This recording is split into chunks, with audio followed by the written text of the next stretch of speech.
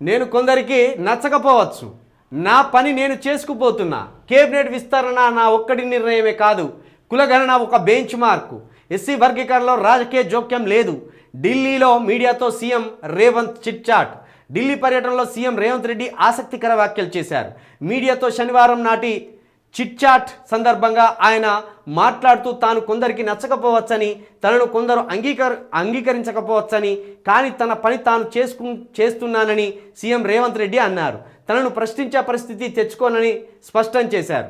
కాంగ్రెస్ తరపున ప్రజలకు హామీ ఇచ్చింది తానని, అమలు చేయకపోతే అడిగేది తననేనని అన్నారు. కొంతమంది తనపై అబద్ధపు ప్రచారాలు చేసి పైశాచిక ఆనందం పొందుతున్నారని విమర్శించారు. కేబినెట్ విస్తరణ తన ఒక్కడి నిర్ణయం కాదన్నారు. కులగణన అంశాలను రాహుల్ గాంధీకి వివరించినట్టు తెలిపారు. ఇది అంటే ప్రస్తుతానికి కాంగ్రెస్లోని ఒక గ్రూప్కి రేవంత్ రెడ్డి గారు నచ్చలేరు అనేది రేవంత్ రెడ్డి గారి ఆలోచన. తెలుస్తుంది కదా, సెక్రటరియట్కి ముఖ్యమంత్రికి పోతలేడట, మంత్రులు పోతలేరట. ఇప్పుడు ఒక్కొక్క మంత్రికి ఒక్కొక్క పేషి ఉంటుంది. ఆ పేషికి పోతే కొన్ని పనులు అవుతాయి.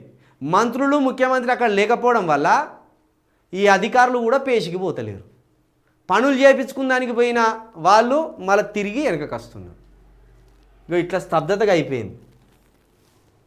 మొత్తానికి రేవంత్ రెడ్డి గారికి అర్థమైపోయింది, మంత్రుల తీరు ఎమ్మెల్యేల తీరు అర్థమైపోయింది.